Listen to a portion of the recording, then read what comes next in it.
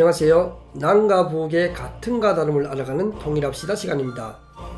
오늘은 저희 통일합시다 채널에 고정으로 출연해 주시는 우리 최중하 회장님께서 북한에서 살다가 탈북을 해서 영국까지 오셨는데요. 왜 북한을 나오게 되었는지 그 사연에 대해서 들어보는 시간을 마련했습니다. 오늘도 최중하 회장님 모셨습니다. 안녕하세요. 안녕하세요. 네, 회장님. 우리 유튜브 채널에 고정적으로 출연하시면서 우리 시청자분들이 궁금해가지고 최중하 회장님 왜 북한에서 나오셨는지 그 사연에 대해서 들어보고 싶다고 이렇게 의견을 보내오셨는데요. 북한을 나오게 된 이유 동기가 어떻게 되나요? 동기가 이제 우리 탈북민들이 다 들어보면은 이제 많은 동기들이 이야기들이 있습니다. 뭐 여러 가지 사정상 어쩔 수 없이 북한에서 살기가 어려워서 나온 분들도 많고 근데 다 사연이 있다고 생각합니다. 그래 저는 북한이 부조리한 사회 구조, 그 다음에 우리가 왜 이렇게 어렵게 살아야 되는지에 대한 여러 가지 고뇌를 하는 과정에서 오랜 시간을 고민하다가 그때 고난의 행군을 겪으면서 이제 탈북이라는 그 과정을 이제 밟게 됐죠. 북한에서 나올 때 당시에 직업이 군인이었나요? 아니죠. 군대에서 제대돼서 이제 몇 년 안 됐죠. 그러니까 군에서 제대된 지가 몇 년 안 그러니까 갓 사회생활은 갓 시작을 한 셈이네요. 네, 그렇죠. 그러면 군에 계실 때 뭐 어떤 뭐 하전사력이 있었나요? 아니면 뭐 군생활을 어떤 형태로 군복무를 했나요? 하전사로 기술병정으로 있다가 이제 한 26살, 27살 한 10년 지나면 이제 직업군인으로 그 다음부터는 직업군인으로 이제 근무를 했죠. 그러면 그 직업군이라는 것이 북한 군인들이라면 누구나 다 의무적으로 해야 되는 건가요? 아니면 뭐 그 과정이 어떤가요? 대체로? 그건 누구나 할 수 있는 게 아니고 이제 상황에 따라 조금씩 다른데 일단 농촌 자식이라든가 농촌 자녀라든가 이런 사람들은 안 되고 출신성분이 노동자 가족이나 이렇게 그런 사람들이 돼야 돼요. 일단은 그 다음에 당원이 돼야 되고 그 다음에 본인이 또 거기에 대해서 하겠다고 해야 되고 본인의 의지가 있어야 되고 왜냐하면 47살까지 해야 되기 때문에 그러니까 군대 생활 한 살 10년 하고 그다음 직군을 넣으면 47살까지가 만기예요. 그렇기 때문에 이제 오랜 군무 생활을 해야 되기 때문에 북한에서도 뭐 아무나 시키는 건 아니고 이제 그런 조건에 갖춰줘야만 합니다. 그러면 북한군 군복무가 통상 만기 10년이잖아요. 그러면 지금 아까 말씀하신 중에 47살까지 해야 된다고 하시는데 그러면 북한군 군사복무 10년을 채우고 직업군인의 길을 들어설 때는 추가로 20년을 더 해야 된다는 소리네요. 그렇죠. 20년을 더 해야 된다. 그러면 그것도 뭐 어떻게 경쟁적으로 하는 편인가요? 아니면 뭐 하기 싫은데 막 강제로 시키는 편인가요? 뭐 어떤가요? 저희가 할 때는 원래 그렇게 많이 안 시켜요. 많이 안 시키는데 그때 당시 이제 기술병종을 양성을 하려면 국가의 재정이 들어가요. 뭐 어떤 운전기사를 양성시킨다면 이제 1년 동안 먹여 재워주면서 이제 기름원금을 넣어가지고 기름이라는 게 북한에 나지 않으니까 이제 외화로 사가다가 뭐 200kg에서 한 500kg 한 사람당 500kg의 기름을 휘발유로 써가지고 이제 연습을 시켜서 이제 전투부대에 배속을 시키거든요. 그러니까 국가 재정이 들어가는데 북한이 이제 그 경제 제재를 그때도 경제 제재를 당해가지고 또 재정도 없었고 원래 국력이 약하니까 그게 안 됐는데 그러다 보니까 양성을 제때 하지 못했어요. 필요한 그 인원만큼 운전사 양성을 제대로 못했죠. 그래가지고 저희가 그 양소 다닐 때도 절반만 졸업하고 절반은 못했어요. 300명 중에 절반만 졸업해서 운전사로 기술병정으로 배치가 되고 나머지는 다 포수로 갔어요. 제가 있을 때도. 그 이유는 제대로 훈련이 안 돼서 그런가요? 아니면 뭐 어떤 교육 과정을 제대로 밟지 못해서 그런가요? 300명 중에서 150명만 운전사 우리 자격을 그때 어떻게 했는가 하면은 한 1년이라면 한 절반 정도를 이제 리론 학습을 통하고 이제 실기 훈련을 하잖아요. 이게 실기 훈련 한 절반쯤 했을 때 중간 시험을 쳐요. 검사를 하죠.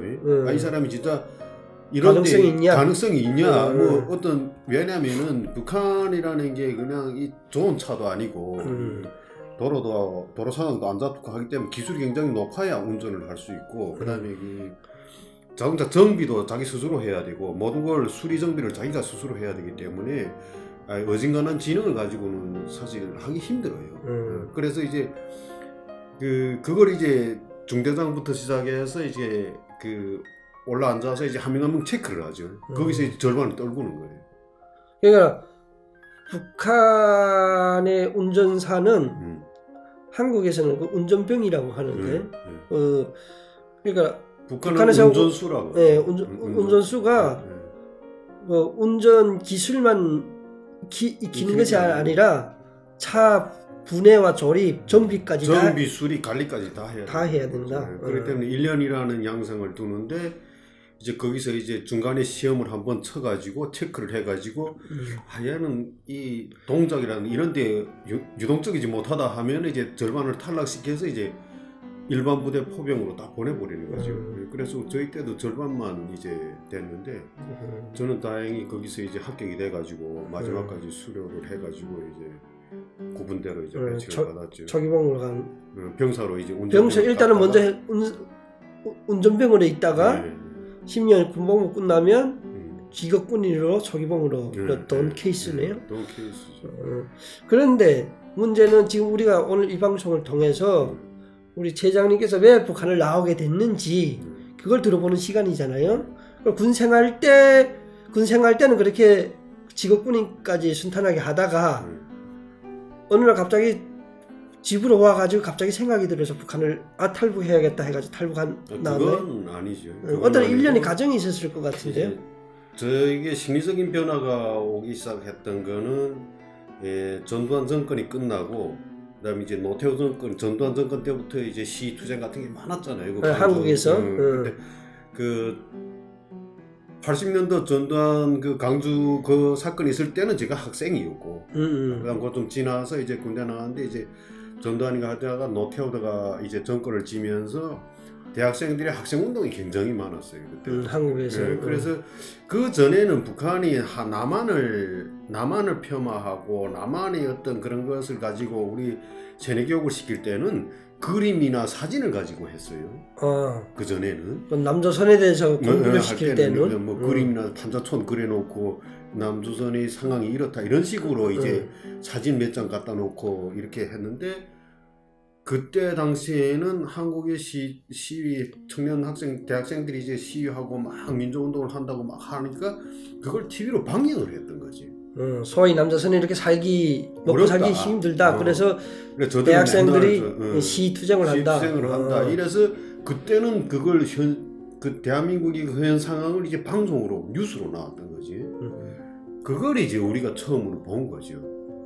그 TV를 통해서 남조선 현실을 보게 됐다. 봤는데 이제 그때 서울에서 막 학생들이 하는데 막 계란도 던지고 까르소야 버스도 막 밀고 와서 막 부딪히고 도로를 막아놓고 하고 수많은 젊은 학생들이 나와서 막 하는데 이제 우리 눈에 보이는 거는 그 시투쟁을 왜 하는지 중요하지 않고 민주화하는지 뭐 하는지 잘 모르겠는데 우리 눈에 보이는 거는 그 제 눈에는 환경이 보였던 거예요. 환경이? 어떤 환경이 눈에 들어오고? 이제 도시가 일단은 멋있어 보였고 그 다음에 이제 우리는 타보지도 못한 그런 버스들을 그들은 막 밀고 가서 불도 지르고 하는 걸 보고 북한에서는 상상 잘 할 수도 없는 버스도 막 한두 대도 아니고 엄청 많이 그러는 걸 보고 그 다음에 시투쟁을 살기 힘들다고 나와서 시투쟁을 하는 사람들이 모습을 보니까 이 복장을 보니까 옷이랑 입었는데 우리는 보지도 못한 옷들이에요. 너무 좋은 옷들을 입은 거예요. 우리가 봤을 때는. 그러니까 제가 쟤는 거기다 뭐 계란을 막 뭐 판으로 갖다 놓고 막 던진단 말이에요. 우리 먹기도 힘든데 먹고 살기도 힘든데 저런 거 먹어보기도 힘든데 그래서 그걸 보면서 쟤네 왜 저러지? 쟤네 우리가 봤을 때는 우리 시각으로 봤을 때는 잘 먹고 잘 사는 것 같은데 뭐가 부족돼서 저러지 하는 생각이 들었어요. 그래서 이제 그 뉴스를 보고 생각이 좀 딱 멈춰서 가지고 들어와서 있는데 이제 저희 대대 그 정치 그 간부가 한 분이 들어온 거예요. 그래서 그분이 제가 봤을 때 그때 당시 우리 대대에서 가장 그 지식이라든가 어떤 이 수준이 제일 높은 학식이 제일 많은 사람이었지. 우리 처장님 보시기에는 그분이 국내외 어떤 그런 지식과 상식들을 많이 좀 알고 계시는 분이었다. 그래서 이제 그분한테 제가 전에도 여러 번 이렇게 질문을 하고 이렇게 모르는 문제들을 문의했던 적이 있었기 때문에 그래서 이제 암만 생각해봐도 날 이해가 안 되는데 쟤네들은 왜 나와서 시위를 하고 저러냐고. 그래서 난 이해가 안 된다. 왜 우리 사회보다 훨씬 더 잘 사는 것 같은데 모습을 보면 얼굴이 그렇다고 먹지면서 피꼬리 앙상한 모습도 아니고 다 아주 멋있게 다 잘 사는 사람들처럼 그런 모습인데 왜 나와서 하니까 이제 그분이 하는 말이 더 잘 먹고 더 잘 살게 해달라고 저렇게 싸운다는 거지. 그러니까 학교 때 교과서를 통해서 배웠던 헐벗고 굶주린 남조선 사이가 아니었고 아니 옷도 엄청 좋은 걸 입고 다니고 그리고 진짜 북한에서는 보기 힘든 그런 버스도 막 때려 부수고 얼마 아까운데 그 계란도 막 던지는 그런 모습 보면서 헐벗고 굶주린 남조선이 아니었네라는 생각이 일단은 들었고 그 다음에 거기서 가장 내가 우리 사회하고 조금 교차됐던 비교가 뭐였는가 하면은 우리가 만약 저렇게 한다면은 북한은 아마 총 들고 나와서 다 한 명도 남기지 않고 다 쏴 죽였을 것 같은데 쟤는 어떻게 잡아도 안 가고 좀 잡아가는 건 경찰들이 나와서 방패를 들고 와서 말리는 건 있는데 그래도 저렇게 할 수 있는 정도로 그런 자유가 있다는 거 허용이 된다는 게 나는 우리 같으면 다 죽였을 거 아니야. 이 생각이 당시에는 자유라는 개념을 모르니까 우린 모르니까 저런 게 허용이 되네. 우리 같으면 다 총 들고 나가서 아마 다 쏴 죽였을 거예요. 근데 쟤는 저렇게 해도 무슨 경찰이 끌고 가서 조사하고 또 내놓는다는 거지. 그래서 그걸 보면서 이제 그때 내가 그 정치간부 보고 그랬어요. 그럼 우리는 뭔데? 쟤들은 저래서 한다고 치는데 그럼 우리는 뭐냐고. 우리는 못 먹고 못 입고 이렇게 힘들게 사는데 우리는 그냥 이렇게 하고 있지 않냐? 우린 참고 살잖아. 우리 뭐냐? 그러니까 그거는 뭐 내가 말할 수는 없다. 그러니까 그렇게 군대 때부터 일단은 북한 사회를 회의적으로 바라보겠다는 계기가 남조선 소식을 북한에서 방송해주는 모습을 보면서 일단은 북한 사회를 회의적으로 바라보는 시각이 싹 트기 시작했고 그것만 가지고 북한을 고향을 떠나고 부모를 두고 이렇게 탈북이라는 용단을 내리기에는 그것만 가지고는 힘들었을 것 같은데 그것만 가지고는 뭐 어림도 없고 그냥 우리 눈에 보여지는 그래 뭐 저거 뭐 어느 한 기자가 뭐 어느 단편적인 부분을 찍어서 내놓은 거기 때문에 전체적인 사회에 대한 거에 대한 이해는 다 가질 수가 없죠. 그러면 결국은 어떤 점을 마지막으로 뭐 거기 군에 있었던 사회에 있었던 간에 어떤 계기점이 결국은 북한 사회를 떠나가게 된 그게 모티브가 됐나요? 추동력이 됐나요? 이제 거기서 이제 조금 시간이 지나면서 북한이 우리 부대를 보니까 이제 그런 의문점이 생기니까 해답을 찾으려고 자꾸 나는 생각을 계속 깊이 들어가는 거지. 그러다 보니까 이제 군인들이 우리 부대가 한 260명 정도 됐는데 한 개 중대가 아니 한 개 대대였는데 대대가 포부대니까 포부대는 원래 인원이 좀 적어요. 여단 규모인가요? 우리는 여단 규모인데 근데 그 여단 대대별로 있는데 여단 규모 안에 대대별로 있는데 그 포부대는 기재는 많은데 그 인원은 적죠. 인원은 그렇죠. 적어요.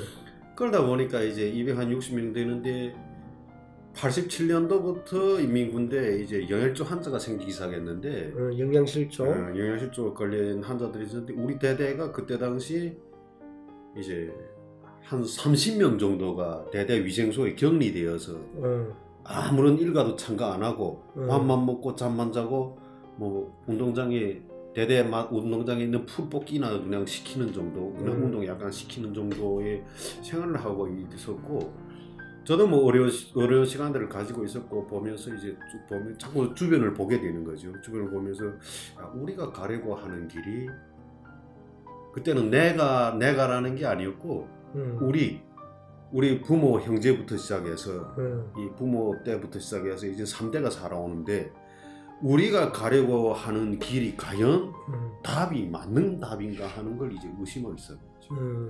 그러니까 계속 그 기간에 계속 그 사회에다가 질문을 던졌네요. 우리가 가는 길이 정말로 옳은 길이냐 이런 계속, 그리고 그 해답을 어디선가 찾으려고 계속 본인 스스로 노력을 했고, 그래서 이제 스스로 또 거기에다가 얹어서 생각했던 질문이 사회주의 공산주의와 민주주의 자본주의가 원래 인류가 태어났을 때부터 이 지구상에서 존재했을 때부터 있었던 게 아니고 사회가 발전하고 집단 공동체부터 오면서 오랜 시간 5천년이라는 역사를 오면서 인류가 어떻게 하면은 좀 더 나은 삶을 살 것인가에 대한 어떤 논리적인 주장에 기초해서 세운 이념이란 말이에요. 이념으로 되는데 그 이념으로 만들었을 때에 만든 사람들의 의도는 다 행복한 삶을 위해서 만들었을 거 아니에요. 그런데 왜 자본주의는 잘 사는데 우리 사회주의는 못 살까? 그때 당시에 87년도 이후 90년대 초반 뭐 그리고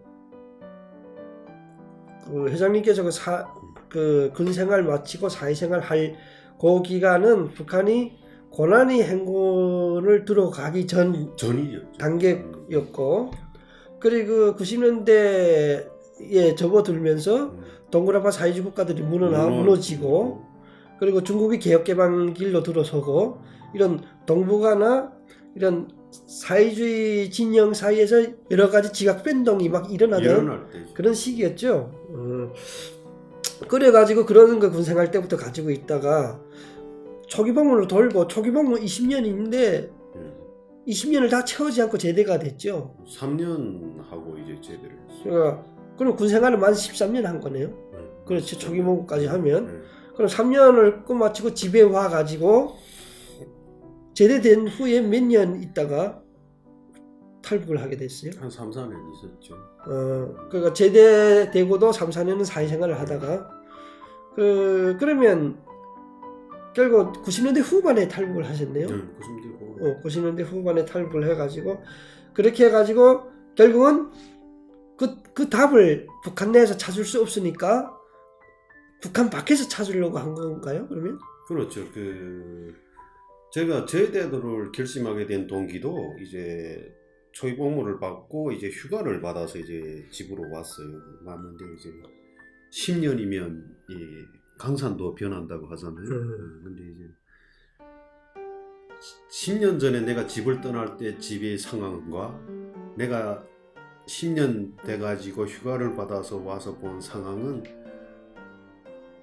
더 못했다는 거죠. 집을 떠날 때 모습보다 더 나아져야 되는 게 정상인데 더 못해졌고, 그 상황을 보면서 내가 집으로 돌아와서 이 가족들을 구해야 되겠다는 생각을 했어요. 그때 나라를 지키는 거는 내가 아니라도 저 300만이 되는 군인들이 있으니까 내 하나 좀 빠진다고 되지 않고 뭐 문제가 안 되고, 또 중요했던 게 뭐였는가 하면 그때 92년도에 1차 핵위기가 있었잖아요. 핵사찰 들어온다고 막 하면서 93년도에 NPT 탈퇴하면서 그때 클린턴이 그때 대통령 할 때인데 전쟁이 막 난다고 해서 저는 그때 당시 이제 전쟁을 바랬어요. 이 기회는 이제 오는구나 딱 했는데 북한이 늘 그랬잖아요. 적들이 우리하고 싸움을 하자고 하면 우리는 피하지 않는다고 그랬잖아요. 그래서 그 말 난 믿었어요. 근데 이제 세계 원자력 기구에서 딱 탈퇴해 버리더라고요. 그 다음에 결심했어요. 북한은 전쟁을 못한다. 그때 북한에서 그런 생각을 했네요. 그 상황을 접하면서. 그 전쟁을 못하는데 내가 남은 인생을 47살까지 여기에서 갇힌 군 생활을 해서 다른 길이 없잖아요. 길은 정해져 있어. 거기를 가야 된다는 거는 난 받아들이기가 어려웠던 거지. 그런 여러 복합적인 어떤 동기들이 북한을 나오게 떠나게 된 어떤 계기점을 만들어 줬네요.